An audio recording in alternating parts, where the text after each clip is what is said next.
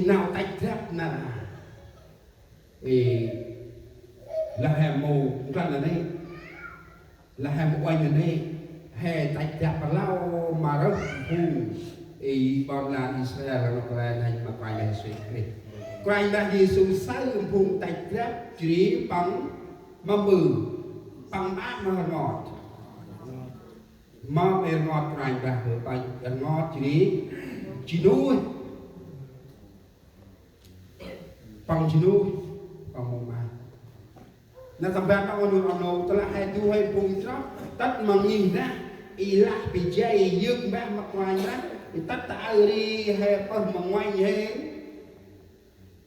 điện thoại ý bằng hình kia bằng hình được online call online ao online chép online được hình mùng hình mắt mà bia con đời quay ra mà chết nói thì đang ở online mà đưa bên kia đi một con hài cũng đáp mặt quài ra mồ ân nào quét mà nè quài ra mồ ân nào mà lạc sai hay hắn cứ bé nhưng mà cho là mồ ngồi cái chết rồi thôi cứ bé mà nào bẩn trong mà nào dương bạc ngăn thì tôi nói là món nào trong dân là mục đích của sự thờ phượng thật là gì món nào trong mà nào dương bạc ngăn trong chết nó có hết sai hay đặt riêng trong chết bảo quay về chỉ bằng năm nay mà thằng bằng muốn đi kia nào chết chỉ nghĩ nước là con chỉ nghĩ nước sơ mà leo lối đi bé lắc thành mai chinh ở nghĩ ở chinh tóc phun tóc hay sao ta nào in trong là hay dương bạc ngăn ta chứ thì chắc nào ta người tâm nào dân là rồi ngài dạy dỗ chúng mà rằng hát chẳng có lời chép nhà ta sẽ gọi là nhà cầu nguyện của quân dân hay sao nhưng các ngươi đã làm thành cái hàng trộm cướp nào là chỉ đi bằng tâm ti mà không bóng một đi kia chỉ vừa nghĩ cướp mà coi chuyện nghĩ bước sao mà lại ngồi chỗ này là thành mày duyên khó nghĩ ai chuyện tốt phùng tông hãy tất cả niềm ra ai cứ phải là thà hãy ít dắt nào làm ngồi bằng tâm đi tức là muốn nghe lời dạy thật là hãy một cái quài ra hãy tầm cái nam tí quài nam tí chỉ tất mà nhìn ra đấy hãy tất ta nhìn ra ai chỉ ít dắt nào làm ngồi vậy là hãy tất ta nhìn ra đông hãy tranh thủ cho mình liền là tranh thủ chàng ca chị này nhưng mà chị biết ir nào phải là đông nghiên cứu là qua chuyện nhìn bước sao mà lấy ngôi này giờ hè tất cả thì nó mà đi hè nhìn ra hè kia là wifi chất đồng là mà phụ kích đi âm rưỡi mà hả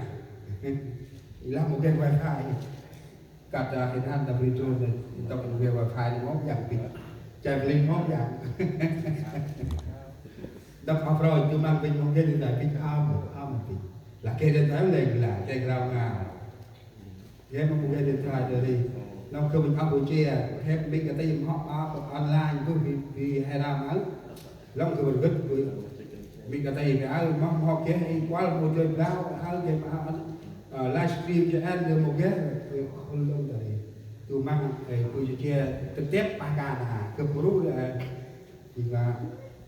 một cái âm bằng không chỉ đi mua ăn là ăn nông hè sai nào là đi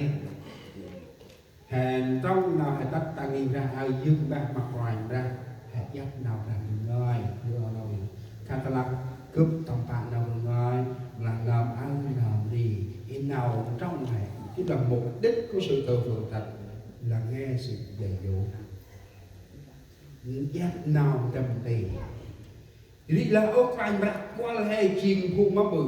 ta từng nghi ra ai chỉ đi hè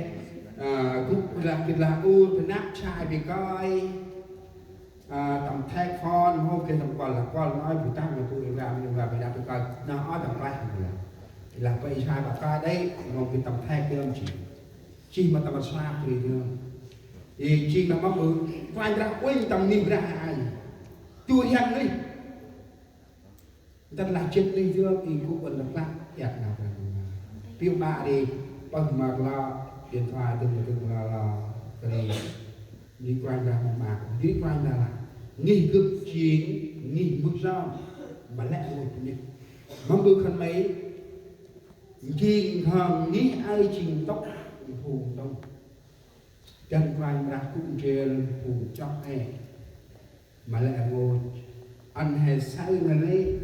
tầm nào hay dừng bạc ngăn tầm đôi sân nào ra ngoài tầm từng ở đâu con tàu thủ đức có bay trong chim trao chim bạc hay là cái gì khăn mai hồ thiết thải khăn mai nâu chim ít ra đủ chiri ra quẹt ra đủ cũng tâm khăn mai tớ là nu năm mưa rai ít râm đủ chiri ra đủ ra mưa rai bằng do ra ít ra đủ chiri khăn mai chiri ra mai amen ngoài ra bằng một trong ông nghi hè y ai đã chỉ có phù ru ăn mà lại một hè phù bẹt ngoài việc thì phù ra là phù sum chỉ đi khai lên áp no khai mai chỉ đi cướp chỉ đi một ngoài ra ta nạp ra đủ bố iski con ôi ăn hãy tắt mà nghi ra hãy dừng bác mặt ngoài ra dừng bác ngắn mà là một nạp ngoài ra ôi là khăn mây một cái này khăn mây nó chỉ nghĩ mà beradu chỉ beradu cúc tâm khăn mây telah muna berai nghĩ beradu chỉ beradu mà berai bang giờ là nghĩ beradu chỉ có chỉ khăn mây chỉ nghĩ ra này phù một trong ô nghĩ ra cả họ nghĩ ra no nghĩ ra trái khăn mây chỉ nghĩ mà beradu ta đang đúng với iski con ra hình mặt áp năm hay sai quậy mà người năm này chi ta đang quay ra ôi à chân đang đúng với iski con ra mà cũng trên là ngôi theo chỉnh u chỉnh ke chỉnh o chỉnh mòn anh hay chỉnh nghĩ mà đang đúng là nói ôi tới tất là quay ra iski kẹo ấy amen tất là tức lời một thành một sao